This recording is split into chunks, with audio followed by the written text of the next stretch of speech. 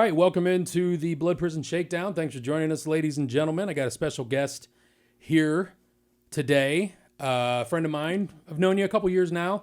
This is Katie Lane. How we doing, Katie? I'm doing great. Thank you so much for having me. Oh, it's a pleasure to have you here. How's things been going in your world? Things been good. Been busy. Did Transworld this year. Did Midwest a couple weeks ago, and now getting into gear for haunt season. Yes, it's that time of year. Yep, it's already August. It's hard to believe. It is, and I'm freaking out, and my crew's freaking out because we always bite off more than we can chew in the off season to make for new things for the haunt. But yeah, we're getting there. Hopefully, we'll be ready for Ink. Actually, we've got a weekend for incarceration that we're open, so we're trying to get ready for that. So I know what that is. So where are you at these days? Are you still up in Akron at the schoolhouse? That's kind of in flux at the moment, kind of figuring out that. As you know, Tater left this year. He was on the show a couple weeks ago. And like last year we were open for COVID, which was probably the most difficult season of my life. I think of pretty much any haunt that opened. It was probably their worst season ever as far as mentally draining. Like, did we have decent crowds and numbers? Absolutely. But was it a pain in the ass every single night fighting with customers over statewide mask mandates and social distancing and all the different health rules that they had to follow so that we could be open? Right. And it was just a constant battle every single night. Like, I never got into makeup or costuming last season. I just dealt with customers and the COVID end of things. Wow. Yeah. Didn't get into makeup. Wow. Yeah. That shocks me. Yeah, it broke my soul. That is crazy. That's hard to think about, you not doing that. Yeah. The first time I met you, I think we were at the Haunted Hydro, and we came up for some off-season event. Yeah, I think probably halfway to Halloween. I remember they had all the foam. They had all this foam. Yes, it was the foam party. Yeah, yes. and it was a nightmare. I mean, we thought we were going to die because we were going to drown in foam. Oh my gosh, yeah, because you went through like that passage and the foam was like over 6 feet tall. Yeah. I went through as an actor several times and I was gasping for air because I'm short and it's well above my head. I had the guy in front of me, a guy on my crew. I like followed his cave that he made. I'm like, I'm following you, and he's just like, I'm just running into, I don't even know where to go. Yeah, that was very interesting. Yes. But you were like one of the characters that stuck out. So to hear that you didn't even get into, costume or makeup or anything, that's just crazy. Yeah, it was a very rough season. So that's one of the reasons I'm kind of in flux for this season is I need to go back and guest act a bit because after a season of basically being, COVID enforcer and having literally no fun all season. Yeah.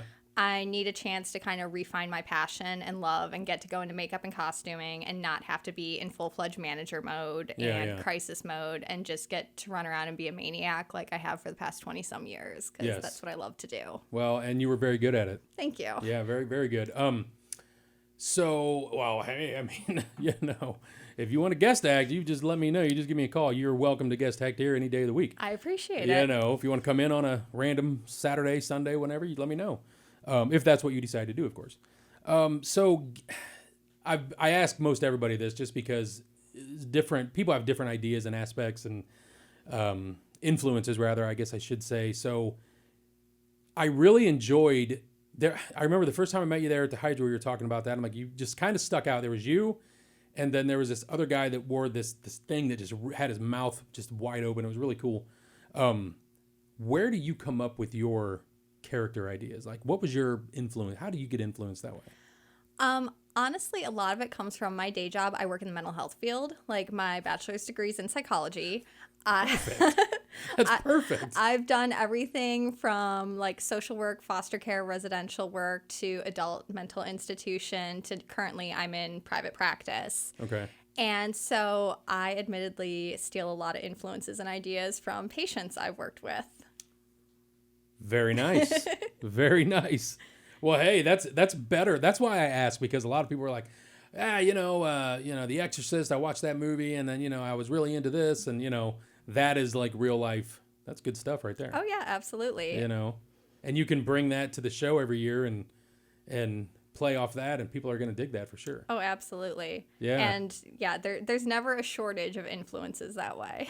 No. Gosh, you know what? And look, I don't want to get off on the, on that I don't want to offend anybody or mental institutions or whatever, but that's got to be like, when you take a note, you're like, guys, I'm going to use that. You know what I mean? I'm going to use that tonight at the hunt. Yeah. I mean, like, and granted, I haven't done this as an act, but I once had a patient get mad at us, and so she finger painted her entire room with her own feces in a 2-hour time period. Yeah, I don't know if that would probably be frowned upon. It probably would be, but things like that have influenced. Like, I love doing vile and disgusting acts, and so I think a lot of that influence comes from dealing with cases like that. That's crazy. I'm speechless. Yeah, I've heard of such a thing happening, but that's just well, I mean, if you ever guest act, don't ever do that here. I promise I will not finger paint with poop. Thank you, I appreciate it. Not that I'm sure that hasn't happened here back in the day. I'm sure it has.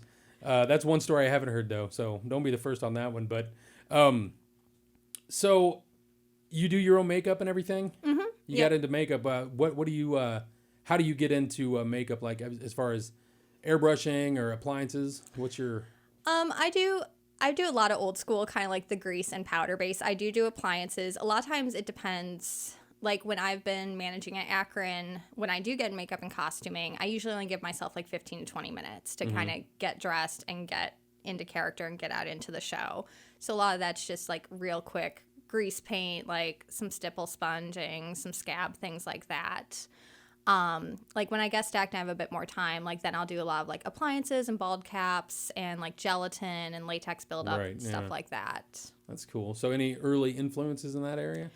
I would say with that, I did theater growing up, and then I worked with the Legion of Terror starting as a teenager. Oh man, here we go. So like some of my early influences would be people like Ed McKenna and like Tawny Miller and Beth Biasella. Okay. Were definitely some of my big early influences there as far as makeup. Heard those names before, of course.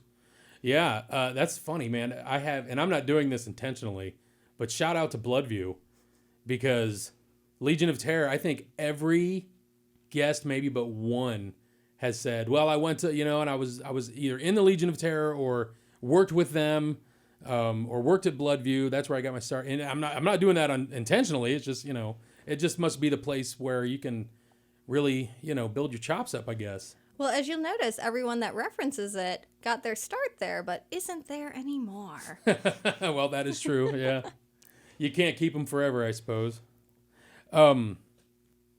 So where you're working currently at the Akron Schoolhouse, potentially, this season. Where was the first haunt you ever worked at? The first haunt was a complete shithole, temporary little throw-up haunt that was put on by the Fairview Park Boy Scouts. It was done in conjunction with the school carnival in October. Right. It was set up in like the gym and stage area. It only ran for a weekend. It was mostly cardboard boxes and plastic walls and plastic, total fire trap. You could not legally do it now, but in 1994, you could totally do that as a legit fundraiser. Okay. And it was our across the street neighbor was the head of the Boy Scout troop. And I was the token girl that was involved because I was quote unquote weird and I did gymnastics. So they asked me to help out. I wore like a black leotard. I did like back bridges and handsprings and crawled around and did like the spider walk and all that creepy stuff. Yeah. So you were probably the star of that show. Kind of, yeah. So how old were you? I was 9. 9, wow. Yeah. Well, hey, you got to get started somewhere. That's good. Early age, get them going. 9 years old in haunts. So where'd you work after that? So after that, then I didn't do, I think I only did it for like 2 years, like the year before, and then the year I did it, and then they stopped doing that. And then I did theater for years, and then it wasn't until I was in high school, I got cut from a production and was jonesing for something acting to do, and there was the IX Center Indoor Amusement Park had a haunted attraction that they were hiring for and wanting actors. So I went to the audition, and it was funny because I still dressed very like professionally because I was in theater mode of you dress to audition and walk into a haunted house audition, and everyone's in black and ripped up jeans, and I'm in a dress and heels. And they were like, show us something you can do. Like, they kind of put you on the spot. So I just did a back handspring and back bend and then just walked around that way. And they were like, okay, you're hired. Yeah. I was like, okay, easiest audition ever. Yeah. That was easy. We'll take you. That's the same way when I hired our character that plays the warden's widow. It was the same thing. She didn't do that stuff, but I walked up and I was like, she's 6'7". Yeah. And I walked up and I was like, yeah, come on in. You're good. Don't even talk. Just come in here. So yeah, there's those things that can springboard you in right away. Yeah. So then once you started doing that, was there something that brought you like, yeah, this is awesome. I love this. What was that for you? And I always loved Halloween. Like, I was the kid that the moment Halloween night was over and trick-or-treating was done, I was planning what my character and costume was going to be for the following year. Yeah, like, yeah. I just loved Halloween. My parents always decorated the yard and did an elaborate display. Like, it was always a big thing in our family. And I think doing the IX haunts, just having that instant audience interaction and being able to, instead of having, like, your applause, you got those instant screams, was just the most magical feeling in the world. That, like, my tiny 5'3" self could pin a group of high school football players against the wall and have them screaming and drop to the floor in terror from me. Yeah. Was just, like, the most magical thing ever. Sure. It is. It's very, and honestly, and I've said this before, when I was a kid, yeah, I'd dress up every year and, something different. But I've never been in that part of the haunt where I got in makeup or wore a mask or had an appliance put on. I will like stand behind the walls and run an actor controlled animatronic or something. I've done that, and just doing that though, I can understand where you're coming from, because that first time I pushed one out and everyone just freaked out. I was like, oh man, this is kind of fun. Right. You know what I mean? I'm like, I get it now. But I'm not a performer. I can't get in front of people and be like, I just can't do it. I have mad respect for you and everyone else who's been on here that do that, because that's just not my game. Even though I tell my crew all the time, they were like, why don't you get out and act every once in a while? I was like, because because if I go out there and I do better than all of you, then what is that going to say about? And then that just gets the, oh yeah, right, Vic, sure, you know what I mean. But it's I got to keep them inspired for sure. Right. So getting into the acting and the makeup. So you pretty much do it all, from acting, makeup, costuming, and you're managing. So is there a haunt, like, in your future? Like, is that a goal of yours? Maybe run your own or own your own? I'm not sure about owning my own, just because I've been behind the scenes and backstage enough to know, like, the amount of nitty-gritty and business that goes into, properly running and managing a haunt and all of those aspects. I love managing the show. I love having a crew and things like that. I love getting to work on scenes and things. I love getting to train. And I also love getting to guest act. And I've kind of, over the years, fallen into the pattern of, like, I'll manage a show for a couple years and then I take a couple years off to just guest act and travel, because I think that really helps rejuvenate me, as well as seeing new ideas and seeing how everyone else runs their show and getting ideas from that. Because every show's different, and I just love the different influences and styles you see. But yeah, I don't think I'd ever want to own my own show. I think I enjoy too much just getting to play. Yeah, that's probably a good idea. Take it from me. No, I mean, don't get me wrong. I love what I do. I mean, I wouldn't, the job I did before this, I'll take this over that any day of the week. But yeah, there's a lot of headaches with it. I'm sure there's a lot of headaches in what you're doing too. But yeah, owning your own is, it's got its perks. It's got its, pros and cons, Right. So you were at Midwest recently. So just talk about the evolution a little bit from 9-year-old working at a haunt across the street for Boy Scouts to now you're working at, most recently the Akron Haunted Schoolhouse. You're doing actor seminars. I believe the one at the Midwest says you were how to train your actor trainers. And that really says a lot about you if you're training the people that train people. So how do you get involved in that exactly? So my friend Japes, who I taught with, had hit me up about teaching that seminar because Transworld had approached him about a seminar concept for Midwest, and he had that idea and wanted to involve me because the two of us for years have talked about like teaching together, and it's just never happened. So this was like the perfect opportunity for that. And that kind of comes from that both Japes and I have done haunt trainings across like the Midwest region. Like he does a lot of work in the Chicagoland, Wisconsin area. I've done a lot of trainings in like Michigan, Ohio, Indiana, Pennsylvania, and then down in like the Carolinas. And so we kind of wanted to like combine forces of the things that we've learned over the years from teaching at other haunts and teaching like how, not only how to run the actors and how to teach your basics to actors, but how to teach your coordinators and actor managers to run the show after the trainer has left. So that was one of the aspects we wanted to teach, is kind of things for like the coordinators and managers, because I feel a lot of times at Midwest, so many of the classes are focused at just the actors, and there's not enough focus on the actual like management piece. I got you. Well, and a lot of people don't understand that. I mean, it's seasonal work, but it's not easy. Like I explained when I just, doing that puppet and scaring somebody, it's like, oh, that was great. But then when you get that one guy walking through and you do your thing and they just kind of like, walk by and you're just like, the hell was that? You know what I mean? So to have someone like you that can look, okay, so this is what you need. Because I would get those questions all the time. Like, I'm not getting any scares. And I'd be like, well, this is my first year here. It was all me and my friend Weave. I call him Weave's Mike Weaver. And it was just us two. And we ran a small haunt in Crestline, Ohio, little town of 4,000 people. You know what I mean? It's just this backyard haunt. And I ran like the marketing and the ticket booth and things of that nature, did all, so I'm like, okay, I don't know what to, and I would have House come over, and he wasn't with me like full time, but he would kind of come over and, help the actors and all that stuff. But they would ask me that stuff. So I'm not getting enough scares. And I'm like, I don't know what to tell you. So I really kind of learned that someone like you is very important to have on your crew that can help the actors. You're not going to get scares every time, but tell them exactly, well, if that doesn't happen, here's what you need to do next.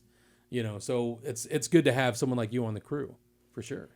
Yeah, and that's one of the things I love with getting to work with a crew is kind of building people up, because you do have, when you start off, those rough starts of those first like couple nights of like, I'm not getting scares, or this isn't fun, or it's not working. And then kind of like getting them to try different approaches. And then when you kind of get that magic like snap moment and suddenly they get it and they're getting the scares and you're just watching them grow and develop as an actor. I love those moments. Those are some of my favorite things, is getting to see like your little baby actor like grow wings and learn to fly. There you go. It's a good way to put it. There was one kid upstairs who the first weekend he was just kind of, I'm sitting there thinking, I'm like, what is this? Why did he do it? You know what I mean? And we explained it to him. We do the training and everything. And he's just kind of like, and it's just like, my zone leader up there was working with him, and the kid just evolved. It was like you said, it was that moment that, got it. You know what I mean? And then it's just like, okay, now I'm going to try this. Now I'm going to try this. And, you kind of give them that little leeway or freedom to try this out now. You know what I mean? So that's really, it's fun to watch too. It's fun to see that happen, like you said, and watch those kids. I remember this one kid. I can't think of his name. It was my very first year. Oh, his name is eluding me because it's been since 2016. But this kid, it was him and his sister, and they came in. His sister was just like, hell yeah. She was just balls out and just would go full bore every time. And he was just, I don't know about all this noise. And he tried some stuff. We had him in a cell block, and he was, running out of cells and wasn't getting it. And I was like, here, take this. Do you know how to start a chainsaw? He's like, yeah. I was like, well, here, try that out. And I realized, he started the chainsaw, come running out of a cell, and then people are beelining out of the cell blocks. And he was just like, yes. Yeah. He was like, thank you. And I'm just like, sometimes it's what you need, It is. Some noisemaker or prop or something, but then when they kind of get it on their own and, from the training and everything, it's good to watch that light go on and see it happen for them for sure. So good job on that. Thank you. I mean, I have an acting like a cast manager or whatever, and he will sit there and work with people. So I mean, I understand how that can be not an easy task to try and do with certain people. You know, some people are ready, some people aren't. Right, and sometimes it's overglorified babysitting. Like I always laugh when I'm explaining to people who are taking over like cast manager or coordinator roles that it's not just, you know, during the run of the haunt. Like you inherit all of these actors 24/7 for the duration of season. Yep. That means you are going to get instant messages at 3 a.m. asking questions of, can I bring up this costume? Can I try this act? I found this weapon in my garage. Can I bring it up? Yeah. Or I have this idea for a totally random scene. Can we rip out a scene and put one in for this weekend? Like all the crazy requests you get. Like once they start getting inspired, it's amazing. But then you're like, I need to sleep. Let's discuss this on the weekend. Like, Oh my gosh. Yes. I know exactly what you're talking about.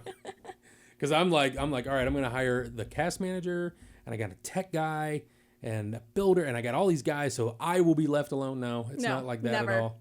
They still text or because if someone like, well, Katie didn't let me do this, so I'm gonna talk to, you know, her boss or whatever, you know, and that's me, you know, and they're like, well, Vic's cool, you know, and I'm not saying that I'm the nice guy, but it was just like, I'm like, talk to Brian, you know, and I'm just like, you know, oh, you want something put in there to help? Okay, talk to Mike. You know what I mean? It's like, don't talk to me. I delegate that to other people. But yeah, Sunday nights, 8:00, I'm like, dude, come on, man. Right. You're killing me. At Akron, a lot of times we would have like, depending who the actors thought was the nicer, the two of us, either they would message Tater or I to ask a question that they were afraid to ask the other one. Yeah. And then, of course, it's like, we talk to each other, so we would just, like, screenshot and message it to the other person, like, oh, so-and-so wants this, you know, like... Dude, I'm telling you, the worst thing, you know, on your phone when you get a message and you get a little preview before you actually, and as soon as I see a screenshot, I'm like, God damn it. No. The ones I dread are always that start with, so I know I've asked a million times, but, and you're like, oh God, I don't want to open this. I don't want to open this. I hate it, man. I hate it. I see a screenshot because I know somebody is showing me something that somebody did, and I'm like, you're killing me. But yeah, no, I get it. I feel your pain on that one. So, the haunting stuff, you know, you've been doing that for a long time. So let's talk about Ravenswolf. What's going on there? So that's the multimedia production company I own with my husband, Shane. So we do stuff with haunts, and the main focus recently has been escape rooms. My husband's done a lot of work down in the Carolinas and Orlando area doing escape room installs and things like that. And then under that same umbrella, that's what I use when I teach like makeup and acting courses as well. Like I've had a contract with the Cuyahoga County Public Library now for 14 years, where I do programs for teenagers, both at the libraries and like local school systems. Go in and teach like spooky Halloween, trauma makeup, things like that. Oh, that's cool. So escape rooms, I mean, me and a friend of mine were talking a few weeks ago actually about escape rooms because I don't have any here. I've been to Akron ones and they're amazing. I think they're awesome. They're a lot of fun. We've done trips up there where I've taken some of my crew or here people at the Reformatory. We'll go up and we'll do those escape rooms and just have fun, the axe throwing and all that good stuff, you know. They've been around for a while. What is your thoughts on escape rooms? I mean, are they still relevant, you think? I think so. Like we just did one while we were out in Midwest. In Milwaukee, that was really fun. It was like a pirate themed one. A group of us did Sunday night. I think much like any sort of trend, you hit a point of saturation where like the low quality ones are going to die off, because I have played escape rooms where I'm like, wow, this is like tempera paint and, you know, like what feels like elementary school puzzles, and it's just very thrown together and half-assed. There's not like a plot. There's not really anything cool scenically. There's not a lot of tech. Whereas I feel that those that are very immersive experiences that you feel like you're actually in a pirate ship, or you feel like you're in a jungle or something immersive with like high-end theming, a lot of technology, like a very cohesive gameplay, I think those ones will endure and last. Yeah. Yeah, I agree. I mean, you know, what do they go in, like stages, you know, like the early day escape rooms when they first came out, you know, won't last today. Right. The first gen, as they call them. Exactly. That's right.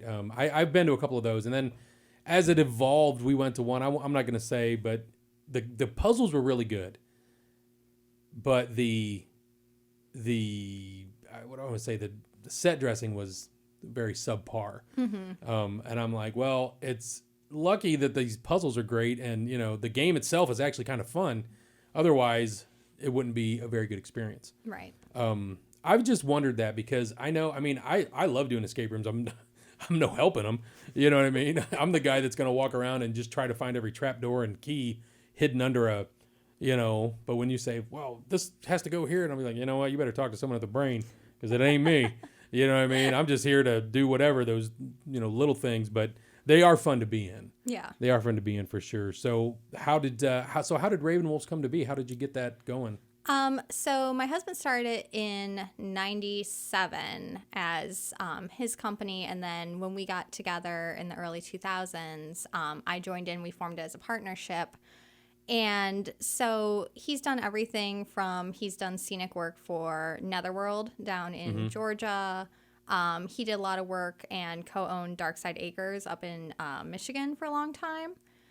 And so just over the years of doing haunts, we did work with Hershon Family Entertainment. They own the Butterfly Palace down in Branson, Missouri. They also own like Silver Dollar City. We started branching out more into like the family entertainment sector. And one of the nice things with kind of like that family entertainment sector is a lot of times they have a better budget to work with than haunts. Because I love haunts to death, but most of them run on a shoestring budget. Oh, yeah. Whereas when you're working with like a venue that gets to be open 365 days a year or, more often than a month and a half, that you have a little bit more freedom and ability to do things on a grander scale. And so I think probably 2016 was when we started doing the focus on the escape games. Like did a lot of work with Gadget, Brian Warner, if you're familiar with him. Yeah. Because he's who did the escape rooms at Akron. Okay. I gotcha. All right. That's cool. Yeah. Escape rooms are just, when they first came out, it was just this, I wanted to go to one right away. You know what I mean? And just the watching, we went to the ones in St. Louis during Transworld. And I was just blown away by that subway. Do you ever see the subway one at the, what is that? Is it the Darkness? Yes. Where they have that?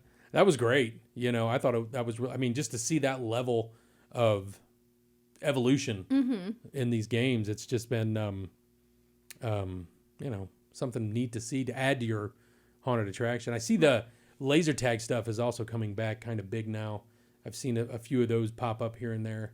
Yeah, the last IAPA, so 2019, because pre-COVID, they had a lot of like laser tag type things and VR. So I'm expecting that'll make more of a surge into the industry again as like kind of like a tag along side business. Yeah, because like you said, you almost need it when you're doing a haunt because, a haunt is a haunt. You know what I mean? It runs, 5 to 8 weeks a year, at least around here. In a smaller market.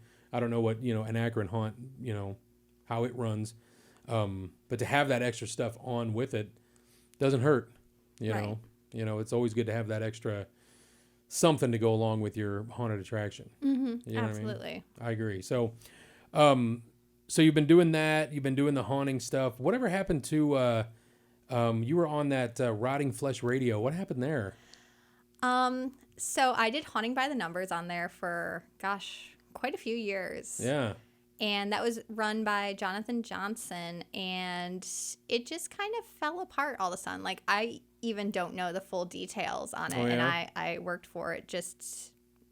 I think he got overwhelmed. He had multiple kids at that point, and like balancing a day job and trying to do like the radio show. I just think it became too much, and it just kind of collapsed, unfortunately. Yeah. But yeah, that was a lot of fun. I got to speak to, I think I did almost 100 episodes of Haunting with the Numbers. Yeah. Yeah, at one point, I just had a database in my laptop of all these different haunts from all over North America that I'd spoken with and gotten their stat breakdown and stuff. And that was fun to do. Yeah, I bet it was. Yeah, that seems to be pretty cool. It stopped about, what, 2012? That sounds about right. Yeah. Yeah, it kind of, that's kind of why, I like doing this and bringing people in and just talking about what we love to do You know what I mean? And getting, some ideas. It doesn't matter. There's a fly in here. It doesn't matter if, you go to haunts, you enjoy them, or if you work in them. It's just talking about it, it's like you said a little bit ago about kind of recharging, getting your inspiration back up a little bit, recharging your batteries. That's kind of why I did. And I used to work in like regular radio back in the day. And that's kind of why I wanted to do this. It's a marriage of both worlds, I guess you could say. Mm-hmm. But I just enjoy it. I just enjoy talking with people like you and all the other guests I've had on, because everybody kind of has a different idea, different ideas and different, perspective on what works for them at their haunt compared to what works here at mine, or, Right. So it's always good to have that, that kind of stuff going on. One thing that goes with haunting, and we kind of touched on a little bit, is like you said, the babysitting. There's always the haunt drama that goes, and I was actually relieved when I heard of this, because when I kind of stepped into this role, I'm sitting there like, there were certain people, I'm like, what is their problem? You know what I mean? And then I just kind of made some calls to some people, and I'm just like, you ever have this happen? Like, oh yeah, haunt drama, man. It's normal. Yep. I was like, oh, okay. What do you think of haunt drama? What is your experience or your take on that? Let's get it out there. I always joke that part of the many hats I always have to wear includes playing therapist to the majority of my actors, whether that be a relationship therapist or almost like a de-escalation specialist. Yeah. Because it's inadvertent. When you're working with a bunch of creative people in a creative, high-energy environment that thrives off of adrenaline and fear, you're going to have a lot of emotions involved. Yeah. And when you work with teenagers and people in their early 20s, you've got a lot of hormones running rampant. You've got... I like how you put this. You're being so delicate. This is my professional clinical standpoint. There you go. So you have a lot of hookups. You have a lot of people getting jealous from both a relationship standpoint and then, like, within the haunt, like, in hierarchy systems, like... Say you had, out of 40 people that auditioned and you had like a couple close friends audition, one person got picked to be in like a featured role. Like they get to be in the advertising or they're in the TV commercial, and their friends are just in pop hole number 4. Yeah. You start having resentment issues of like, well, why are they getting special treatment? Why are they the ones out there? You know, things like that. And, like, why so-and-so get to be in the queue line? I should get to be in the queue line. I've been here longer. Yeah. And I'm always very quick to shut it down. Like, I try to be very nice. Like, I always pull people into the office. Like, I never like to reprimand my staff in front of other people. That's always, for me, a huge no-no. Sure. Of course. Even when they've completely pissed me off, I try to at least, like, pull them out of sight just so they at least have that courtesy. But... I think there's no way to actually avoid haunt drama. And if you turn a blind eye to it, it's just going to build and get worse. It's not what I wanted to hear, Katie. No, but it's true. I was waiting for an answer. Like, I'm going to ask her. She knows. No. I mean, I try to diffuse it as much as possible. Like, I always tell people, like, I'm not going to stand for the bullshit. Yeah. And when I start seeing, like, a lot of times at haunts you have like that one overdramatic person, and you can usually spot them at like the training that they're just the drama llama. They're going to start picking fights with people, or they're in everyone's business, or they're the gossip. Yeah.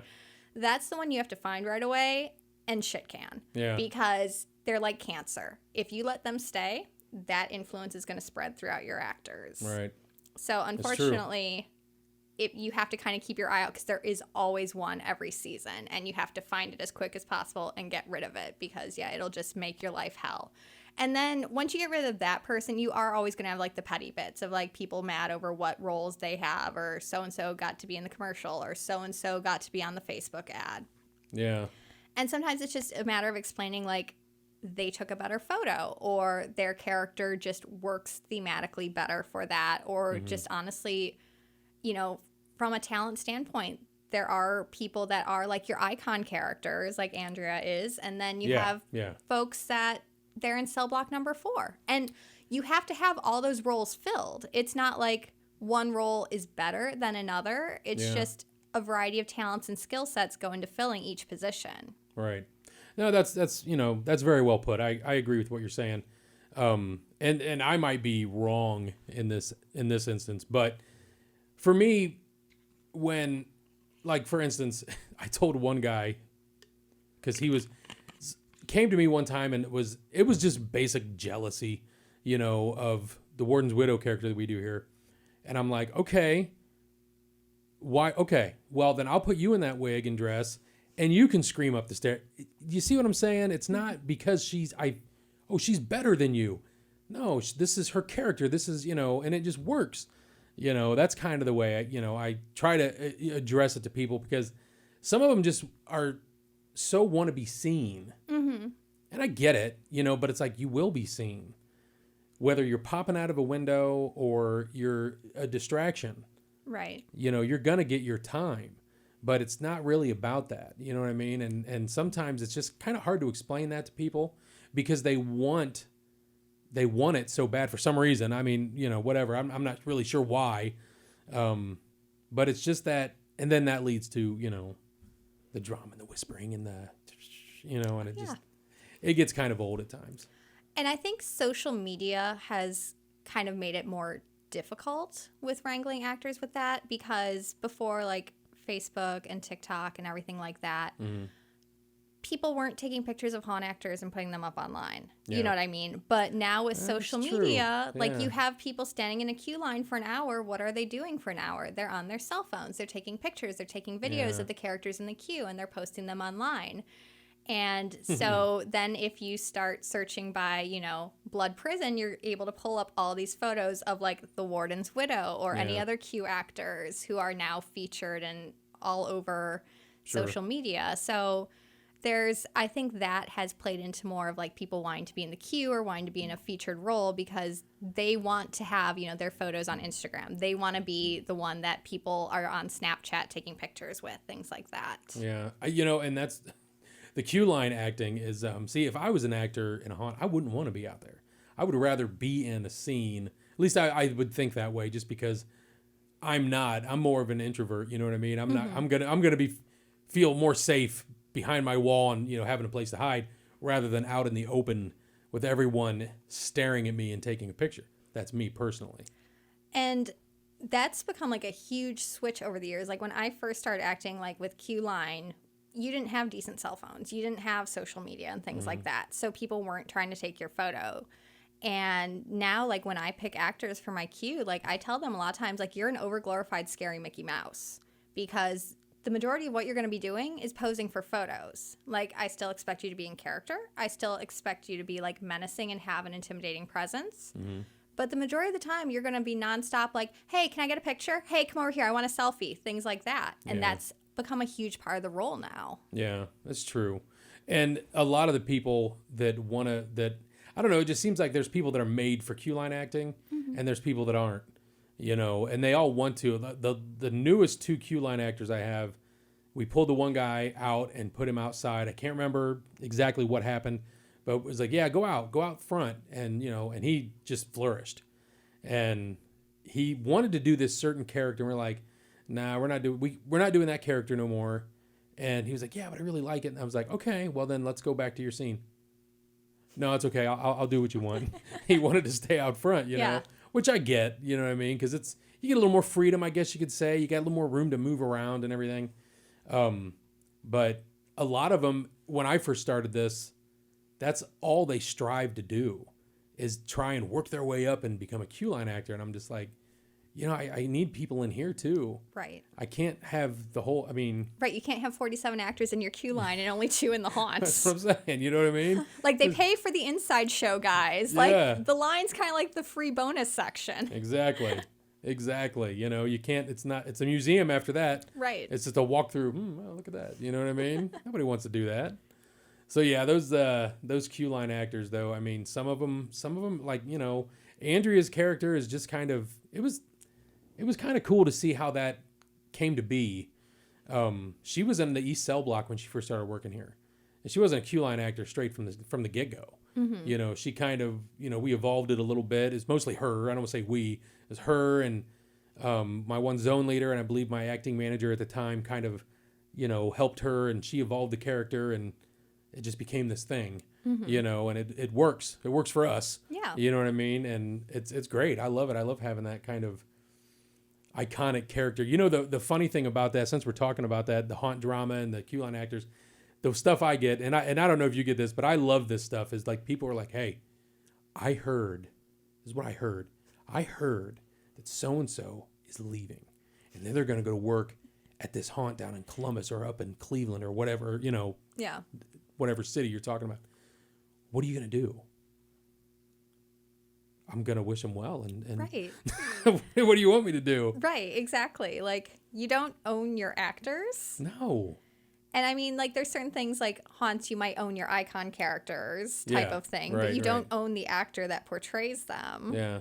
Yeah. Yeah, things like that have always killed me. Like, I, years ago, guest acted at a haunt, probably the worst guest acting experience of my life, so I'm not going to name what haunt it was. Yeah. But they very much acted like they owned their actors. Like, even when that haunt wasn't open for a night, their actors were not allowed to go, like, guest act at another show. Really? Right. Yeah. It was very strange. It was... That is kind of weird. Yeah, it was very, like, creepy and weird, and they kind of had, like, non-compete contracts for their actors. So, like, even if they left the show, like, there was a certain mileage that they had to go outside of a range before they could act at a different haunt and stuff. Like, it was just very much overkill. Was that here in Ohio? No. Oh, okay. Because I heard there, again, I won't name it either, but there was one guy that worked here, and he said he guest acted at this certain haunt. He's like, I'll never guest act there again. I was like, why? What happened? He's like, they put me in a scene, and like there was somebody watching me. I bet you over half the night there was someone just standing there watching me the whole time from their crew, like they're whatever. I don't know who in their management team or whatever. And I was like, really? He's like, yeah, it was weird. And I'm just like, that's kind of weird. Mm-hmm. I mean, I have, you know, I don't know how you guys do it up there, but like we have zone leaders and they have someone that they rely on. So it's just like there's always someone there to keep an eye on things. It's like, why would you just have someone watch? Right. And watch it. You know what I mean? It's like, don't touch my prop. It's mine. Right. Taking that with you? Right. Like, did he have a history of like pooping in scenes or something? I don't know. Writing his finger paints on the wall? I don't know. Not with me. Maybe he has a guest acting reputation that I don't know about. But yeah, that was, and you know, I always tell everybody because someone, it's so funny. I had this, it's a funny relationship with someone at another haunt, and they would always, every time they would see me talking to their one actor, they would come up and grab my arm. I turn and look, don't you take him. I'm like, I am not trying to take your actor. I wouldn't do that. You know what I mean? Right. It's like, I wouldn't want to do that, someone doing that to me, you know? So I kind of, you know, I mean, that's just respect. You know what I mean? I wouldn't like try to pillage from somebody else's haunt. Oh, absolutely. I don't believe in poaching actors. No, of course not. But I do feel that if an actor is unhappy and they choose to go elsewhere and work at a different haunt, then I always wish them the best. Exactly. And I you know, I say the same thing. If someone comes to me and says, hey, I want to work, and I know they work at another haunt, I'd be like, you're more than welcome to come and work here. You go through the process just like everybody else that we have to do. Just make sure that you have severed the ties with your old haunt. Don't tell them that I'm trying to get you to, because that is not the case. It's up to you. You know, I don't want that reputation. I've never, you know, and although I've had people accuse me of doing that, but I never have. You know what I mean? It just gets kind of under your skin a little, and it's just like, what? Well, we dealt with that. Was that 2018 when Akron Akron Frightfest opened? They were that infamous haunt that made the news where they were the extreme one. Yes. Where they sexually assaulted customers and they shaved people's heads and they had all sorts of safety issues. Yes. I forgot all about that. Yeah. Right when you said that, I was like, wait a minute, what? Yeah. Yeah, and unfortunately, they put the word Akron in their name, even though they weren't in the city or even the county that Akron is in. But they felt the need to use our name because 40-some years of history, why not ride our coattails? Yeah. So they actually poached several of our actors after auditions, after we'd done initial auditions and had people signed up to work, but before they opened, by promising them managerial titles, $20 an hour, all these things that, like, when the kids were like, yeah, can you guys match this? I'm like, no, I can't match what they're promising you, but I can guarantee, knowing who's running that show, you're not going to get what you're promised. Yeah. But, you know, they were young and excited and they really wanted to. And I was like, I wish you well. I wish you the best. This is probably going to be a terrible learning lesson for you. Yeah. And it was. Oh, yeah. But. We're sorry. Yep. Can we come back? Yep. You know, suddenly when you're in USA Today and Rolling Stone as, you know, the most hated haunt in America. Yeah. That is, man, I forgot all about that because I tried to block it from memory, but yeah, no. We have a touch pass here. Mm-hmm. Now it's just to add a little jump to the scare. Oh yeah, because my actors have come through and they always get that and they love it. And it's nothing inappropriate. It's nothing, you know. It's you know, we train them, we tell them what to do and everything. Right. But that year, I remember I had to answer questions because I'll go out on the queue lines and, you know, just walk and see how things are going and everything. And someone will ask, hey, do you work here? I'm like, yeah, what's up? What's the touch pass like? And it's just to add extra intensity, you know, to help you, you know, get that scare going a little bit more. If, you know, you're harder to scare, maybe you get the touch pass and, you know, help out. Well, they're not going to like throw you down. I'm like, what? No, I'm not going to do that stuff. Why? And then someone told me about that. Yeah. And then actually someone out in the queue line actually pulled up the news story and I was just like, same thing. I was like, that's in Akron? And they're like, yeah, it's up by Akron somewhere. I was just like, how have I never heard of that? You know what I mean? Right. That's just nuts. Thankfully, it only lasted a couple weeks and no one tried to bring it back. But I remember dealing with like the phone calls and like people messaging us through Facebook and like Google and things asking like, are you the haunt that's, you know, going to throw us down and like shave our hair off? Yeah. Are you guys the ones that grope people? Are you safe for children? And like, it was just nonstop being like, no, that is not us. That is not our show. That is not how normal haunts work. Like, no. There was another one too that would like go from state to state because they would get banned. Oh, McCamey Manor. Yes. But we don't talk about them. Yeah. I remember that. I did hear about that one. Yeah. But there's always these, you know, the one, there's the legend of some of these haunts are kind of funny. Like, I was talking with House about this when he was on. If you make it through, you get your money back. Oh, you mean the 13-story haunt? Yeah, that has the slide, and you get your money back. Trap doors. Yes. You're walking. Next thing you know, you're going down a big. And like 4 people died trying to get through it. I love them. Love all those rumors. But so that's what kind of that made me think of. Like, that can't be true. Mm-hmm. Remember that haunt down in Texas where somebody was murdered in there and they left the body and they didn't. And I'm sitting there like, no, I don't remember that. What are you talking about? Right. You know, that's good stuff, man. Although I do love, have you been to Hell's Gate out in Chicago? No, I have not. Oh my gosh. They kind of built an actual haunt and they kind of play off of that classic urban legend. Yeah. Where they do have a scene where if you can find a key, you get your money back. Really? Yes. And it is like, it's this haunt like tucked way into the woods and it's like this facade's like this beautiful old like mansion.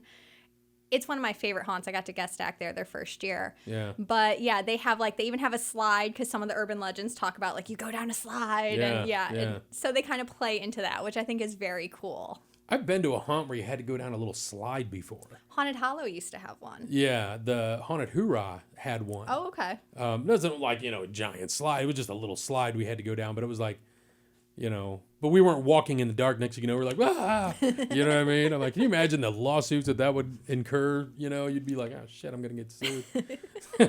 You know, that's just the funny stuff that happens in this industry that we can sit back and laugh, at least me anyways, because I used to love that stuff.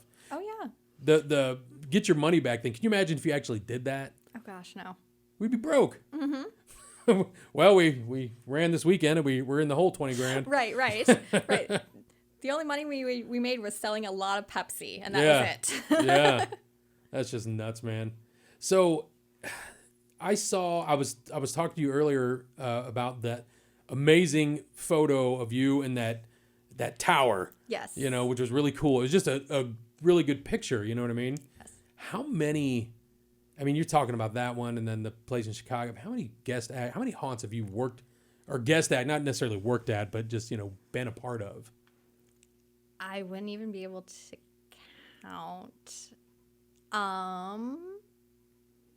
dozens would be my best guess. Like, Yeah. I don't think I've crossed 100 yet, but several dozen easily.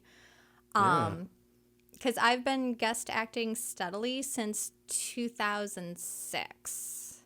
You go everywhere. Every time I see you on Instagram or whatever, you're like, it seems like you're like in a different state almost every week. I love traveling. Yeah, I can tell. You know what I mean? I think I saw one the other day where you were at the Cleveland Metro Park Zoo, so that was a little close to home for you. Yeah. You know, what was going on there? I went to the Lantern Festival. Is that what that was? Yeah. And then I also did the Great Lakes Medieval Fair Yes. this weekend as well. Yeah, right. So kept it close to home, but still did some stuff. And I've got several. It was funny when I was at the Medieval Fair, I ran into 3 different actors I've trained at 3 different haunts across Northeast Ohio. Really? Yeah. So do you do seminars every year at Midwest, or was this the first time, or how do you do that? No, I taught every year from 2007 to 2013, and then I skipped a couple years at Midwest, and then I started teaching again in, was it 2018? Yeah, like the last year at Columbus, 2018, I taught the first year, well, now the only year that it was in Chicago so far, 2019, and then obviously there's no 2020 show, and then I taught at Milwaukee in 2021. And I've taught everything from like improv, basic actor training, costuming, makeup, then like things like actor management, behind the scenes, stuff like that. How was your Milwaukee experience? Not necessarily Midwest, because Midwest is, it's a convention. We know what that is, but Right. I mean, it was definitely a smaller show. I'd only been to Milwaukee briefly once before because I've guest acted in Wisconsin a few times, and so I've kind of like passed through it, but hadn't really spent much time there. It's definitely not as fun of a convention city as like Rosemont, Chicago is, or like St. Louis or Columbus. Yeah.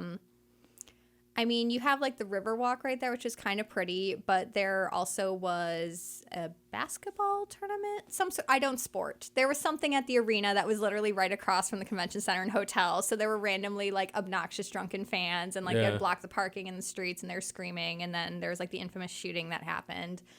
Yes. But it definitely wasn't my favorite town to do a show in. And then I know that the folks at Transworld, like Jen and Rich, were kind of scrambling because, Transworld got pushed back into May, which it's never been in May before. Yeah. It's always March. And so suddenly it's in May, and then Transworld has Midwest only 6 weeks after. That must so have been trying brutal. to do 2 shows back to back was pretty crazy. Like, I got asked to teach a couple weeks before the show. Mm-hmm. And then, like, 2 weeks before the show, I got asked if I would help judge the Bloody Mary makeup competition because Bobby Wiener wasn't able to make it. So I stepped in and did that too. So you could definitely tell they were a bit stressed and stretched thin trying to, get this together on such a short deadline. So I do applaud that they got it together. Yeah. But it was definitely a much smaller show. I think the change in location and then just it being so close kind of... Mm-hmm. I miss it being in Columbus. I do too. That was my favorite. Like, and I love Chicagoland. Like, some of my fondest memories were going to Transworld Chicago. Like, as I first went to that show when I was 18, and then it left there in 2007 was the last year. And I just remember feeling like it was like magical, like Christmas Day, like walking into the Rosemont Convention Center and just seeing like all these booths, and it's like Halloween and haunted houses and everything you could imagine just on a show floor. But Columbus definitely for Midwest, it felt like home, especially after all those years. And like, I didn't do the very first year when it was at the Columbus Crew Stadium, but I did from the second year on. So from like, it was at... what hotel was it? It was in a hotel ballroom for like 2 years, and then it moved to the convention center. Yeah. So it was cool to get to watch it grow, and I didn't love it in Chicago. I mean, I didn't hate it, but it seems to be that convention in particular would be kind of hard to pull off because I came in a little bit later than you. I've never known Transworld. other than St. Louis. Okay. Okay, I've only been there since 2010, I think was the first year I went. So Midwest, being in Columbus, was just amazing because it was right in the backyard, but it was never Transworld. Right. You know what I mean? So Absolutely. that show's probably got to be hard because, people are going there. I mean, I've never really bought a lot of stuff at Midwest, and we would vend there. And we'd never really sold a lot of stuff like we did at Transworld. It's always just kind of, whatever, you can, a mask here and there, or a prop, you know what I mean? Just a random type of thing. So I would think that Midwest would be a little bit harder to pull off, especially the way it was this year, like you said, back to back. Even March to May's got to be rough. You know what I mean? But Midwest was just that. And again, being biased because we're so close to it, but it was just that, oh man, I'm seeing you guys again just from Transworld, and it's more casual and, kind of a different kind of an atmosphere, like, where I'm not going to shop all day and try to, buy new props for my hunt or whatever. It's more of just a like, hey, what's going on? Let's go have a beer. You know what I mean? And check out the, this, that, or the other, or check out the haunts that are open or whatever. That's what I always liked about Midwest, was just that kind of thing going on. A little more relaxed. I agree. It always felt like Midwest was like the family reunion show. Exactly. Like Transworld was the business show, and Midwest was like the fun family reunion. Yeah. And I mean, how many times did you end up hanging out Big Bar on 2, even if you weren't drinking? Just that's where everyone hung out, or you hung out in the smokers area outside over by where the buses were. You kind of had your set social spots that everyone would gather at and hang out at. And with the show bouncing the past 2 years, which again I understand them trying to switch things up to accommodate. In Milwaukee, there wasn't really a gathering spot. You had 2 different host hotels. You had the Hilton and the Hyatt. But neither of them were really that much in St. Louis, everyone goes to the Marriott. Everyone hangs out front. Even if you're not at that hotel, that's where everyone convenes at the end of the night to hang out and drink and socialize and just chat and talk haunt. And you didn't really have that in Milwaukee. It felt very isolated. Yeah, that's a drag, because we almost went. We were thinking about going up to Milwaukee. I've never been to Milwaukee, so I'm like, let's go up there. But it was just too hectic here, so we didn't end up going. But I'm kind of glad, because I just don't. I mean, even the last show in Columbus, I remember getting there and it was just like, what's going on? It seems like, I mean, are we early? You know what I mean? Yeah. It was because it had shrunk down so much. Yeah, it really had. Yeah, it's kind of sucks. I know, and I mean, I'm hoping the Ohio Haunters Convention comes back. Hey man, you know what? Me too. I really do. Me and I was talking with someone, Maximus, about that, and we want it to happen. I want it to happen personally, but we'll see what happens. I mean, that's kind of on the Ohio Haunters Association, right? You know what I mean? So we'll see what comes out of their camp. I know we've reached out recently. I don't know. It's kind of Reformatory handles that because it's an event. I'm just a part of the event as far as Blood Prison goes. You know what I mean? Right. But yeah, that would be cool. I mean, it wasn't as big as Midwest, but it was just something to kind of do and get people back together for a little while. And I thought in 2019, for being a first-year show, it was a very strong first year. It definitely showed a lot of potential and promise. Yeah. And then obviously COVID happened, and that kind of put the kibosh on a lot of things. So I'm hoping they kind of bring it back, because it would be nice to see, because there definitely is that hole in the Ohio market. Some of the people at the Haunted Garage Sale last weekend that I saw you at were saying that they're doing that show. There were 75 vendors there at the Haunted Garage Sale. And they were saying they do that because of the fact that, Midwest is gone, and then Ohio Haunters was a one-time show, at least for the moment. Hopefully it comes back. Right. But they don't want to go all the way to Milwaukee or Chicago to vend, just because that's a lot of cost. So they're trying to do anything that's local.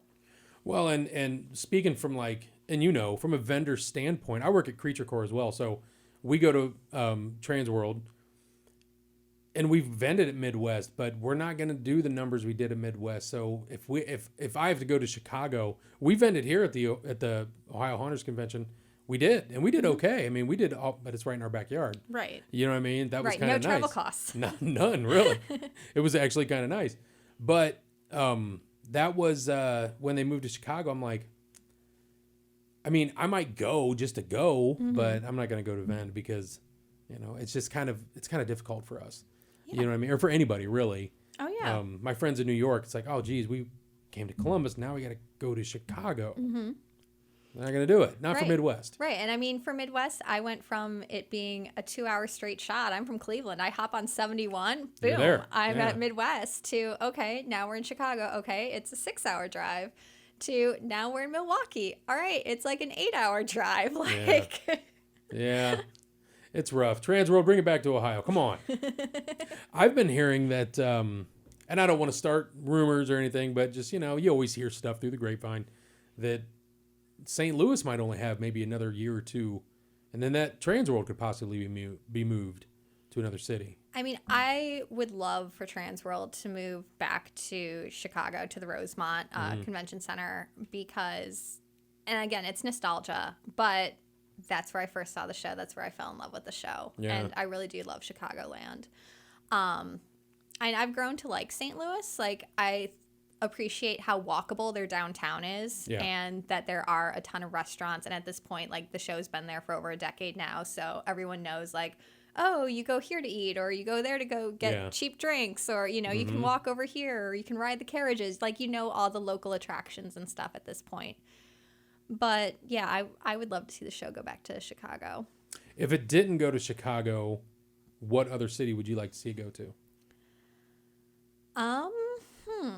I mean, selfishly, I would want something closer to home, no matter Cleveland. what. No, I see Cleveland enough as it is. There you go. You would be like, son of a bitch. Right. I want an excuse to go somewhere. I don't want it in my backyard. No.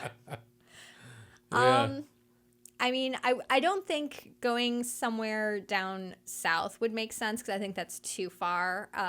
Like, that was one of the things, like, I had always a mixed relationship with, like, HauntCon, with, like, I appreciated that HauntCon bounces around, but sometimes some of the locations they picked were, like, so far out of the way. It's like, from, like, a vendor standpoint, that is a lot of driving. That's a very expensive U-Haul trip, things like that. Yeah. As well as if you get into places like, for instance, like Orlando, people aren't going to be focused on buying. They're going to be focused on all of the entertainment, like Universal and Disney. Or if you have the show in Vegas, they're going to focus on casinos and the shows, and not on, buying from the vendors. So it's a hard balancing act of, you want to go to a city that's major enough that it has, like, enough accommodations. It's got a convention center. Trying to tap dance on that line with, like, unions and drayage fees, so that way the vendors aren't, getting completely screwed over just to show. Yeah. And making sure you've got plenty of hotel rooms and things easily accessible. So, like, I don't envy what Jen and Rich have to do, because no way. Yeah, that's got to be a nightmare. Like, I know people in the past have, like, thrown around, like, Indianapolis, which I've driven through there a million times. I have no idea how their conventions setup is, but I know that's a name I've heard thrown around, and that wouldn't be that far, but... Yeah. Indianapolis, that's like Columbus. Right. I mean, it's a little bigger than Columbus, I bet, but I mean, it's, it's not real. I've been to that city many times. It's not that hard to get around, and it would be a good city. Yeah. But I mean, I like saying, well, I'm the same as you though, because like the first time I went in 2010, I remember going there and like this is early Creature Core days, and we had like 3 trucks, and I drove one of the trucks, from Crestline to St. Louis. I was just jacked, and we got there, and I remember going into the dark room, and I'm just, whoa, what the hell's going on? It's just that same thing, and all the big, like the Gorgalore, and the big puppets, and all the different mask vendors, because we did masks. We were always looking at other people's masks, like check, oh, look at that, you know what I mean? Yeah.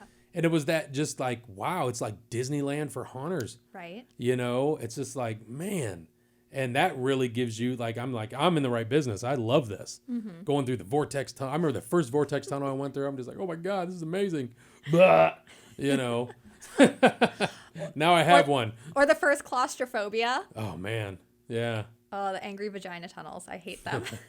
I'm glad that's not just a term we use. We have 2 of them.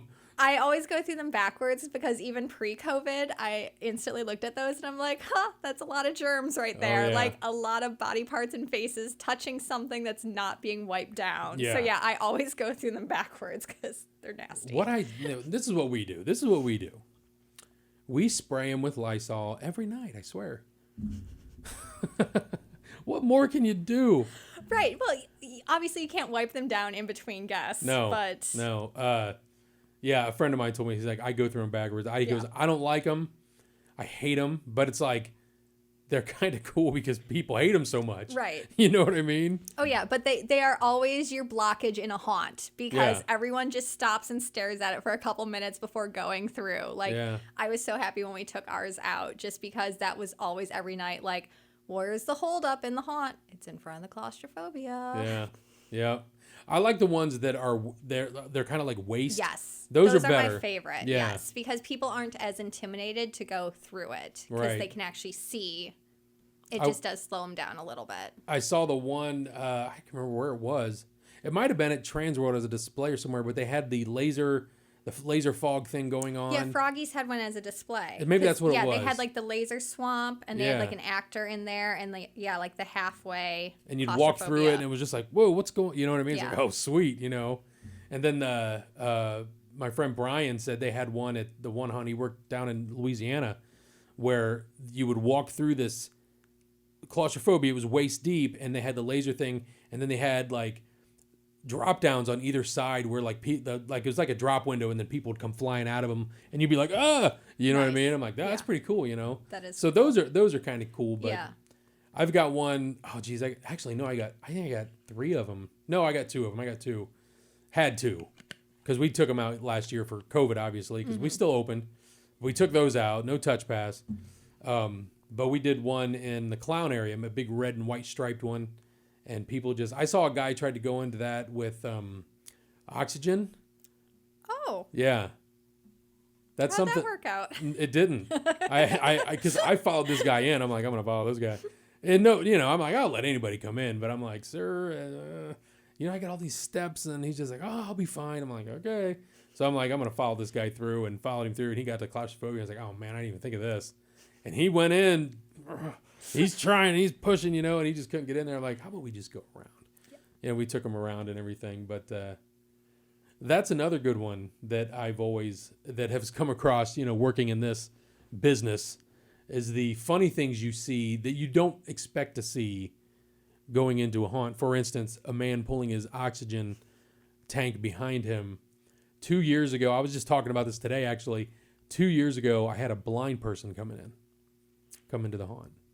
Now I'm sitting there like, go ahead. I mean, let me know what you think when it's done. I don't know what to tell you. You know what I mean? Yep. I love it, man. I feel the vibrations from the music and just the noises, and I'm just like, well, I could see that. Yeah. Well, he couldn't, but you can. Well, thank you for pointing that one out, Katie. I can understand where he was coming from there. What's some of that crazy stuff you saw? So actually, when I worked at the adult mental institution, they insisted on taking a field trip to a haunt, and I persuaded them not to go to like one of the more extreme shows that I worked at. Like I directed them to one of the tamer, more family-friendly haunts. Yeah. Just because I'm like, you're going to take people with paranoid delusions into an environment where people are actually out to get them. Like, let's think this through as to how well this is going to work out. So let's not go to the haunt that uses real weapons or chainsaws. Let's go to the one that's a little more tamer and calmer. So this way, if someone does freak out, it's not going to lead to police involvement. Katie, why do I think that let's do a field trip? Whose idea was that? Let's take them to a haunt. That one actually wasn't mine. Just like the time we used to do like monthly movie nights where we'd go out to a movie theater. And the one time in October we went and saw the horrible remake of The Fog. They shouldn't have remade that. The original is a classic. The remake was trash. Yep. But I remember sitting in the theater and like looking around and being like, oh guys, this was a very, very bad idea. Who picked this movie? You know, just like watching people start to like panic as like, you know, the zombie pirates are coming out of the water and killing people. Like, oh, we're going to have so many nightmares tonight. Like, well, I'll let you know now, Katie, if you ever want to do that field trip here, you just bring them on in because I want to see that. I've still got connections. I'll make that happen for you. We might have the poo thing on the wall happen if we do that. But I mean, like, we've had so many like bridal, like bachelorette and bachelor parties have become a huge thing for haunts. Okay, you guys get that here too. We have buses. Yes. Like, you get the party buses, you get the completely shipwrecked bridal party. And usually bridesmaids are way worse than groomsmen. Yeah. I've learned. Like, the guys just kind of get drunk. The women get frisky and drunk. Like, the amount of times I've had to fight women of, please put your dress back on. This isn't that kind of show. Like, please, like, no, you cannot molest my actors, you know, like, and it's not like them being malicious. They're just usually like drunk and like happy. But it was just like, okay, I'm going to follow you through because you are molesting all the props. You're touching everything. Like, you're pulling how many drinks out of your bra? Like, do you have a whole 6-pack in there? I don't understand how this is working at this point. Yeah, so that's been an interesting one over the past couple years. We had a party bus come up one time. This was actually a yearly thing. They haven't been back for a couple years, if I remember correctly. But there was always this one party bus that would come in, and it was just loaded with strippers. I mean, they were like, you know, not coming. They were on the bus as entertainment for the people on the bus. Yeah. And it was just like, you know, what's going on? You know, and they'd pull in, and it's just like, oh, here we go again. Because you know there's not a sober person on that bus. Oh, absolutely not. You know, and it's going to be interesting. Oh, yeah. Getting them in here and getting them out. And they're, you know, some of them are wearing stiletto heels. And I'm like, you're never going to get through in that. I'm just telling you now, it's never going to happen. I always laugh at those because, well, you've got stairs here. Akron, between the two buildings, we have 7 flights of stairs. Yeah. I remember, yeah. And we get a lot of homecoming kids coming in their limos, in their ball gowns and tuxes and stilettos that I always look at them at the door. I'm like, do you have a change of clothes? Do you have flip-flops? Something? They're like, no, I'll be fine. And you catch them, like, having to take a breather and pulling their shoes off, like, halfway through the schoolhouse. And it's like, honey, there's a whole nother building, and that one's 4 flights of stairs over there. Like, good luck to ya, you know? Yeah. Yeah, I don't know what people think when they come in some of those times. Of course, I'm no better. I got my phone destroyed in the infamous foam haunted hydro, which was interesting to say the least. I should have known better, but yeah, my phone didn't make it through there because I had it in my pocket. And I always love the people that, they have their phones out despite no matter how many times you have signs everywhere, and we have people at the door saying, like, put anything valuable in your pockets where it is secure, do not have it out. That are like, oh, I just dropped my $1,000 iPhone. I need you to find it for me. It's like, the show's running for the next 3 hours. Like, we'll try and do a sweep now, but we're not going to actually be able to put, like, lights on and search for your phone until after hours or even tomorrow. Like, we told you to put in your pocket. Yeah, I always just radio in. Anybody see a phone? Right, and that's what we do. And dude. Right, it's one of those things, like, keep an eye out for it, but we're not going to stop the show when we've got a line to try to find your phone. Yeah. That was me. Had to call Bob and Beth Turner up and be like, I lost my phone in there.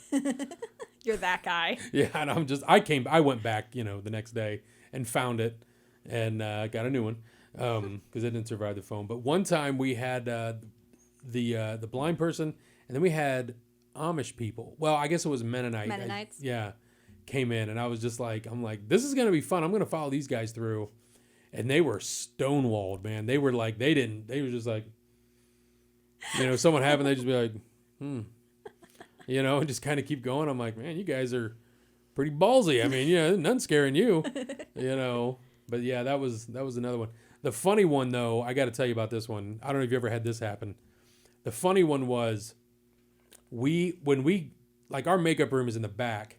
So, like, when we're, like, where you parked in the main parking lot, if you go past that, you go around to the back of the building, there's like a flight of stairs that goes up to the east diagonal part of the building. So that's kind of our makeup room during the season. It's a giant hallway. Yeah. Anyways, we're up there and everyone's getting makeup, and we're like, you know, assigning rooms and, you know, doing the normal stuff. And I go out onto the balcony and I'm talking to some people out there, and I see a truck, actually. A small truck pulls back there. And I was like, who's that? And I'm like, everybody's here. What's going on? Who's this? So I'm looking, and there was these 2 Asian gentlemen get out of the truck, and they get a cooler, 2 lawn chairs, and they open the lawn chairs, and they sit down, put the cooler between them, and they open the cooler, and they start cracking beers. Like, not even out front. Yeah. Like, in the back. And there's a real prison right there. Right. And that's we're not supposed to do that kind of stuff. Right. And I'm sitting there just like, what are you so I'm sitting there like, hey man, and I kind of yell down to them and they're like, and they wave, and I had to go down and be like, what are you guys doing? And there was a language barrier. I mean, they spoke a little bit of broken English. I speak no whatever I'm not sure if they were Chinese. I'm not sure. I couldn't get that. Yeah. But I was just like, guys, you got to go back out front. And then I had to actually call the police around because I'm like, you can't be drinking out here. But that was just something I'd never seen either. It's like, you guys are tailgating, really? We actually dealt with that both at Dark Side of Michigan, which was a haunt I used to manage, and we've dealt with that at Akron, of people that just hang out in the parking lot and drink and just want to watch the show from the parking lot. That's crazy. Yeah, which, I mean, on one hand, it's kind of flattering in a weird way, but on the other hand, I would never just, like, hang out at my car and watch, like, scared teenagers, like, run through the parking lot from the haunted house. Yeah. But yeah, I have actually seen that at a couple other shows. Yeah, that's pretty funny. My daughter, she will not, and it's funny because as a kid she was the biggest daredevil, and she's 15 now. 15, 15. I'm sorry, I got 2 daughters and a son, so I'm trying to remember. But she would do anything. Like I'm like, get down. What are you doing? You know what I mean? But now, she will not. She made it into the first part of the haunt. And she's like, nope, that's it. And she comes running back out. I'm just like, you're my daughter. You're making me look, get in there. Right. You know what I mean? And she's like, no. And then she's like, I just like being here. I like coming here and just hanging out here. And I'm just like, just out in the parking. I mean, what are you talking about? Nah, I just like hanging out at the event. It's fun. And I was just like, okay, whatever. So I can kind of see that. You know what I mean? And like at Akron, you've been there. We've got the midway in between the 2 shows. Yeah. And we've got tables there. We've now got the big bar set up out there. And we have people that do just come and like get some fair food when we've got the food truck, have a beer, and just sit there all night. Like, they don't go through the haunt. They have no desire to go through the haunt. They just kind of enjoy people watching and being part of the atmosphere. Yeah. Yeah, I get that. I mean, it's something to do. That's not a bar. Right. I mean, it's different here than probably even Akron, because Akron's kind of, it's a city. And Mansfield's a city, but I'm just saying, there's more going on, I would think, in Akron than there is here. So it's something to do, so I can see people doing that. We've got a couple other haunts close by, but aside from high school football that goes on Friday nights, you know what I mean, and going to the bar, it gives people something to do. That's the beauty thing of haunted attractions too, is that it's just this something more to do on a weekend in the fall. Absolutely. So that's that's what I always did when I was a kid too. Right. And I mean, Ohio is normally the top ranked state for the most number of haunted houses, I think, typically, which, considering the size of Ohio versus, the rest of the states, is kind of impressive as to how many haunts we have crammed in here. And how they keep going, is also pretty impressive too. I mean, from just a backyard haunt to, a major Akron haunted schoolhouse or, whatever, you know what I mean? And they thrive and do well, and that's good. I mean, that's like, I've kind of always, tried to put out there that's like, I'll help any other haunt. I'll cross promote or, do whatever to help them, help a smaller one out, I guess, maybe. Yeah. Just because I think it's better for everybody. Oh, absolutely. Like, I've never understood the petty, like, haunt competition mentality. Yeah. I feel there's a big enough sandbox that we can all play in there nicely without kicking sand onto each other. Yeah. And that was one of the things that when John acquired Akron and brought like myself and Tater in and, some of the crew from FOT, is previously Akron very much kept to themselves. There was almost like a mystique about them where they weren't involved in the industry. Like, they didn't really bring out guest actors very often. Like, they didn't go to like conventions or trade shows. They were just very much their own thing. Yeah.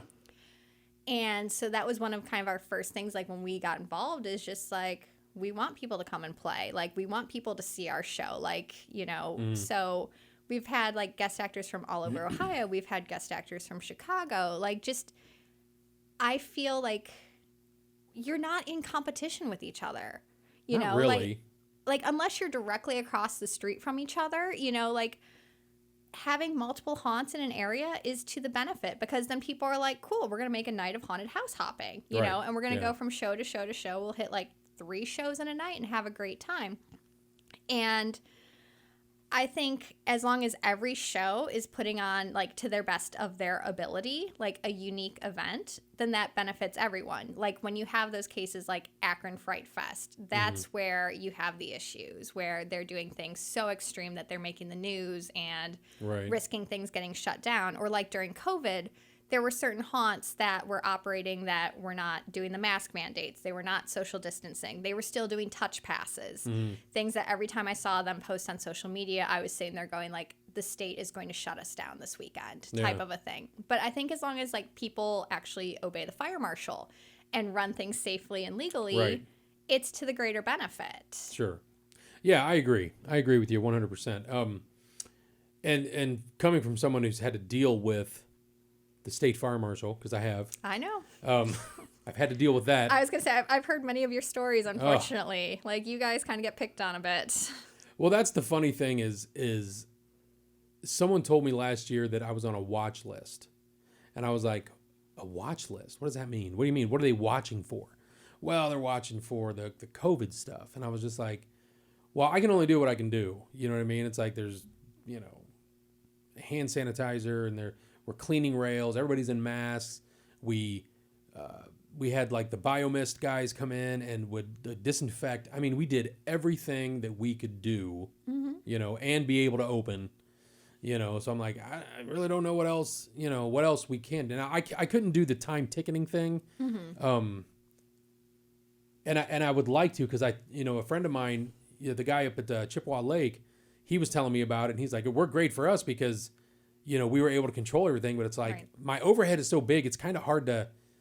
Well, I can't do 500 people in it. I got to do more. I won't open. You know what I mean? I get it. You know what I mean? But we put the stuff in place. Everybody's got to wear a mask from crew to guest. You know what I mean? So we did all that. I mean, I hate the mask because I just can't breathe in them. You know what I mean? They really are suffocating to me. I don't, but I wore them. You know what I mean? I did what I had to do because this is what we do. Yeah. So I want the show to go on. So I'm going to wear the mask. And if we have to do it again this year, God, I hope not. Then we will. You know what I mean? But I agree. It's those little things you can do to help out. I mean, why not be like a team about it so we're all in doing well? That's kind of the way I see it. You know? And I love the past couple seasons, I was able to contact you because your show ran an extra weekend than Akron and being like, hey, my actors would love to come down, and you always hook us up with an amazing discount or throw in like the touch passes or something, or do like, they get a VIP upgrade. They don't have to go through the line. Right. Like we had like a bunch of the staff from Chippewa come through because they were only open, I think initially just Saturdays. Yeah. So we were open Fridays. So they came through on a Friday, and we did our actor orientation. And then that night took like 20 of our staff through Chippewa. So that was awesome to see. And that's one of the things I love being able to do, is being able to be like, hey, like, exchanging the favor of like, go check out your show and then you come and see us and things like that. Or like, come do axe throwing in the off season, or we're open for Valentine's Day. Come and play, type of a thing. Like, I love that. That's one of the things I love with like the haunt community that I've always been really big in, is that, we're kind of like one big messed up, crazy family. Yeah. And why not have fun and support each other? I agree. I had one guy that worked for me that was dead set against, like, people would say haunt family. No, this is not a family. And I'm like, man, you're just kind of killing the vibe. It's just like, it is though. I mean, even that other, other haunts, it's like we're a community together. You know what I mean? So yeah, I mean, we did the same thing. We went to Chippewa Lake last year and checked out their haunt. Which, by the way, I was up there last Saturday. Kind of, when Rick took me around and some of our crew and showed us some of the new stuff they put in, man, they really added some stuff. Nice, because that was a great show to begin with. Yes, it was. And I'm like, we open October 1st because I got to kind of share the building, so I don't get to open until like the first day of October. They open on September 25th. I'm like, dude, I'll be here. I'm going to come and check this out. I mean, it was cool to see, walk around. I'm like, dude, just because they added so much. I don't want to give it away for them or anything, but that's definitely a show you're going to want to check out this season. Chippewa Lake. I'm excited for that. And we're going to go, we might do, I think 2 that weekend. You know, that was the other cool thing that I hate not opening in September. I really hate that because I want to be open, but I'm like, yeah, but I get to go to a few now. Right. You know, works out. During season, it's not like a Christmas show or you get kind of the full go, you know what I mean? Right. You get the typical show. Yeah. But you got to go early. You know, I'd rather go. I think that maybe those big weekends in the middle, I've always I tell everybody, I'm like, don't come on the third and fourth weekends. Right. Why? No, because then you're going to wait in line. Right. You know what I mean? Don't do it that way. I try to tell all the people that I know that come, it's just like, man, come on the second weekend. Right, exactly. You don't want to come the first weekend just because, you know, you're getting your groove back, you know, Yeah. like you're breaking in the new actors and Yep. just kind of figuring out placement and things like that. But yeah, that second weekend, Yeah. you're not going to have the huge crowds, but you're going to have a good show. Yep. The actors still have high energy. They're not burnt out yet. Yeah. Like, that's the perfect time. But It yeah, is. I don't know about you guys, but for us, Sweetest Day is usually our biggest night of the year. Really? Yes. Wow. And I think it is because it's become like a date night event. We usually do a promo where we usually give away chocolate bars to like the first 500 or 1,000 people. We'll have like roses for like the first 100 couples. And it's become kind of like the evil Valentine's event go. of that people do that as like the anti-Valentine's Day. Yeah. But good.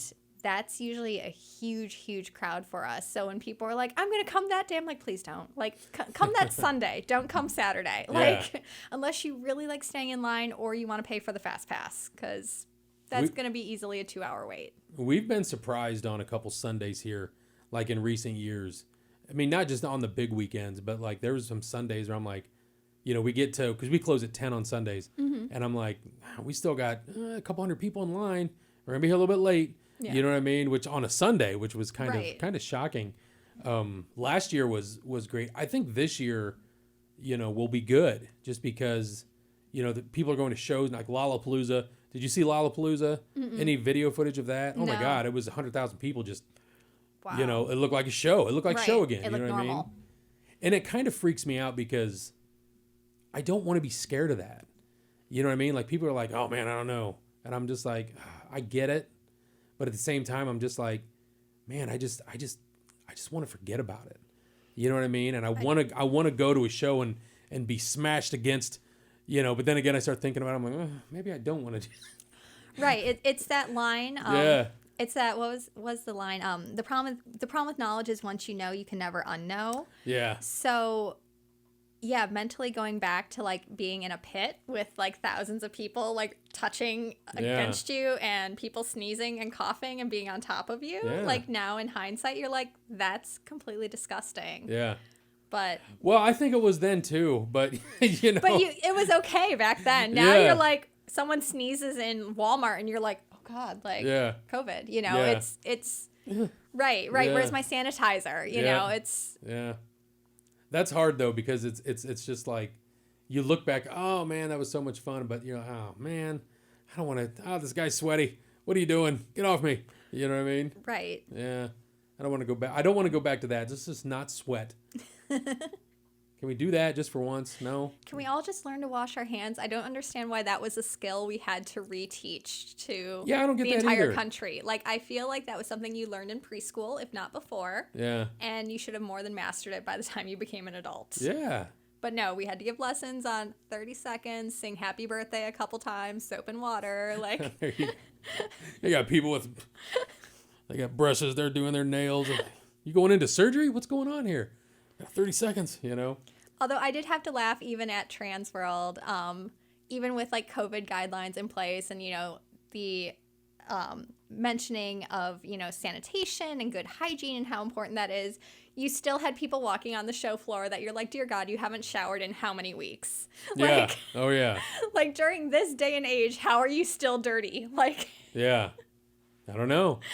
You see him. There's always that guy from Charlie Brown walking around. Got the cloud around him. You know, you got him at Transworld. You got him at your haunt. Yes, always, always. Oh my God.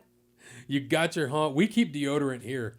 We keep and deodorant Axe. and body spray. Yeah. We actually jokingly have what we call the buffet of cleanliness of multiple types of deodorant, like men's and women's, different scents. Yeah. And then different perfumes and body sprays for both men and women. Yep. A lot of it's from Victoria's Secret because one of our staff works there. So she'll just bring like There you go. leftovers and stuff. Here. Yeah. Take it. And we've totally Febrezed actors. I have no shame in that. Like, if you smell that bad, like, so bad that I'm gagging, like, nope, Yeah. nope, pss, pss, pss, you're not going into the haunt that way. Like, it might be a cool effect, but no, that's disgusting. I've got a horror story. I don't think I'm going to share it here. You know, I'll tell you later. All right. That was similar to that. I don't want to bring up somebody's, you know, because I love the guy. He's great, but like there was something I had to do. I'll tell you later. That'll be the secret of the Blood Prison Shakedown. That's one thing you're not going to hear on here. Only telling Katie. Ooh. Yeah. So, but well, listen. Hey, it's been great having you here. Thank you. And the offer still stands, depending on what you do for this season. If you're going to guest act or if you're going to stay up in Akron. If you guest act, you want to come down for a night, let me know, man. Yeah, It'll be great to have you down here. Absolutely, I'd love to. We have our guest actors. I've got a few signed up already. We just have people basically, you know, we'll go over everything with you. It's like, here's the do's and the don'ts, and here's where you're going to be, and, you know, that kind of stuff. And but it'd be great to see you in costume and character down here, having a ball. Yeah, at Blood Prison. absolutely. I mean, I love the facility. I mean, I haven't seen your show in quite a few years, so it would definitely be very cool to see and get to play. I mean, that's one of the things I love with guest acting is at this point, I tend to go more to like haunts like my friends manage or run. Mm-hmm. Like it used to just be whoever was willing to pay whatever amount, I will come out to your show. Mm-hmm. And sometimes that led to some mixed experiences. So at this point, like I know so many people in the industry that it's just like, hey, I want to come out and play it here. I want to come play here. You know, I just kind of have like an open invite at places. So that's one of the nice freedoms. Absolutely. Yeah. Well, again, the invitation is wide open for you and anybody else. You might want to bring them with you. We usually it's real quick. There's this fun thing we do because this place is hard to fill up with actors. I mean, it's like I need a lot. And it's hard to get everybody in. So we rely on them new actors every year. But every once in a while, this year they won't be able to do it, but we'll get a bunch of Cedar Point actors that will come down on the last weekend because we always run later than them. Mm-hmm. And they come down, and then we're usually running like, geez, we got 120 actors a night, you know, and that's a good show to come to for sure. That's when awesome. You have those. And those guys are great because like our show and Cedar Point's show, two totally different shows. Oh, completely. You know, they're not going to do at Cedar Point what they do here. No. You know. So it's a lot of fun for him. Yeah, I was gonna say my brother's actually a scare actor at Cedar Point and has been for numerous years, and he has shown me like their handbook, and yeah, they're under very restrictive rules and guidelines, which I totally understand. You're working for corporate, you're at a theme park, you know, you have a lot more rules, and you're dealing with, you know, tens of thousands of customers in a night versus, you know, several thousand. Yeah. So yeah, to go from working in a more restrictive environment to then getting to let loose and just have fun. Oh man, those guys went the very first time they came here. I was just like, easy, take it easy, bro. You know what I mean? It was like, I don't need to get sued tonight, man. I'm sorry. This is just so much like people just dragging people into cells and tossing them in. I'm like, dude, take it easy. Those are steel bars. You got to understand that's not a facade. You know, this is real. This is a real prison. But at least they're not going to break it. That's one positive, though, with having steel bars. Not the bars, no. We had one girl come flying through the cell block one year and just head first into one and split her head, and it's just blood pouring out, and blood prison, and and I'm in the break room talking to somebody, and the doors come flying open, and I see this girl, and I'm just like, because you know head bleed. Wounds, it's just gonna bleed. Man. It's gonna gush. I'm not a doctor. I don't know that. I'm sitting there just like, oh my God. I'm like, medics, we need medics down here, right? You know, and I'm just like calling. They're like, all right, we're on our way. She's bleeding out of her head. I'm freaking out. And they're just like, yeah, that happens, you know? Yeah. And they're all just calm about it. And she was fine, but I was just like, I'm freaking out because there's a lot of blood. Oh, yeah. It's real. Right. And it can be like a tiny little wound, and it's like, just going to gush because it's a head wound. Yeah, absolutely. Yeah. It scared me. That was a lot of blood for me to see. And I've seen a lot of blood just like when I busted my hand open. But that was just kind of, you know, to see that out of a guest. I was just like, oh my God, I'm dead. You're like, oh, sue me now. Yeah, exactly. I'm just going to sign it over to you. How's that? All right, Katie. Well, I don't want to keep you any longer. It was great having you here. Would love to have you back down the road, see how your season went maybe after the season's over. Yeah, definitely. I would definitely be down for that. All right, cool. Well, have a good Halloween season. Thank you. You as well. And keep me posted on that finger painting if that ever happens. Absolutely. I mean, you know, there's a first time for everything. I mean, I've played a lot with like vomit and like, oh, jeez, you know, real vomit. Yeah, I figured. You know, sometimes customers throw up, and I really like playing with it. Oh my gosh. So sorry, tangent. I know you're trying to wrap up. No, it's okay. We have no time frame. Let's hear the vomit story. Okay, so I initially ate vomit back at Bloodview, early 2000s. Did you get all that? Okay. A customer threw up, and when I'm in character, I don't really understand boundaries anymore. They just don't exist. I get it. So I was just like, what's the most shocking thing I can do in the queue line is this customer's throwing up, and everyone is focused on this customer vomiting and not me as an actor. I'm going to go eat or vomit. Oh. And then that caused the amazing chain reaction. Then someone else threw up because I ate their vomit. You know, so then it was like, I have more vomit to play with. This is amazing. So a couple years later, I was at this event called Summer Storm with a bunch of haunters. It was in Indiana, and I was talking to Tattoo from Terror on the Fox. Okay. About that. And at the time, he was managing Spooky World Nightmare New England out in New Hampshire. Okay. And Tattoo's like, I will pay you to come to New Hampshire and eat vomit for me. So I drove myself out to Spooky World Nightmare New England. Katie. And I think they had something like 7 haunts. It was like a scream park. It was massive. And they had like this big wraparound midway. I like where this is going. To guarantee that this would happen, one of their makeup staff, Crystal, spent all day eating colorful foods. She ate Fruity Pebbles. She ate cotton candy. Like anything she could that was brightly colored. Oh my gosh. And so the haunt's going, and she comes out on the midway, and she sticks her fingers down her throat. Oh. And my friend Amro is filming. He did all their social media, and he was a photographer, videographer, and stuff. And so she managed to make herself gag and throw up. And I was in slider gear. I was doing my maid, and I slid in there and just started eating her vomit as it came out of her mouth. And he filmed it, and it got used on MSNBC. I really don't know what to say. I'm kind of speechless. I know Sarah's back there probably just like going, "Oh my God, what the hell did I get myself into here?" Jeez. Okay. Well, it's hard to top that one. I've never heard of such a thing happening. We've had some people throw up here, but nobody ate it. So I just, it's a missed opportunity.